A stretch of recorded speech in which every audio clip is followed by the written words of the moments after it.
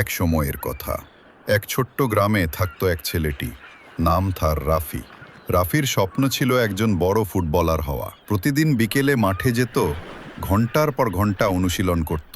কিন্তু যখন স্কুল টিমের জন্য নির্বাচন হলো, রাফি বাদ পড়ে গেল। সবাই বলল, তুমি পারবে না, তোমার দিয়ে হবে না। সেই রাতে রাফি খুব কেঁদেছিল। কিন্তু পরদিন সকালে আয়নার সামনে দাঁড়িয়ে এসে নিজেকেই বলল, আমি পারবো, এই ব্যর্থতাই আমার শুরু। তারপর থেকে সে আরও বেশি অনুশীলন শুরু করল।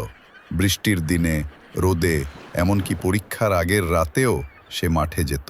ধীরে ধীরে তার খেলা উন্নতি করতে লাগল। 1 বছর পর আবার নির্বাচনের দিন এলো। এবার রাফি মাঠে নামল আত্মবিশ্বাস নিয়ে। খেলার শেষে সবাই অবাক, রাফিই হলো সেরা খেলোয়াড়। স্কুল টিমে জায়গা পেল সে। পরের বছর জেলা দলে খেলল, আর কয়েক বছর পর জাতীয় দলে সুযোগ পেল। যখন এক সাংবাদিক তাকে জিজ্ঞেস করল, তোমার সাফল্যের রহস্য কি? রাফি হাসি মুখে বলেছিল, আমার প্রথম ব্যর্থতাই আমাকে শিখিয়েছে, পড়ে গেলে আবার উঠতে হয়। শিক্ষা: জীবনে একবার ব্যর্থ হওয়া মানে শেষ নয়, বরং নতুন করে শুরু করার সোনালি সুযোগ।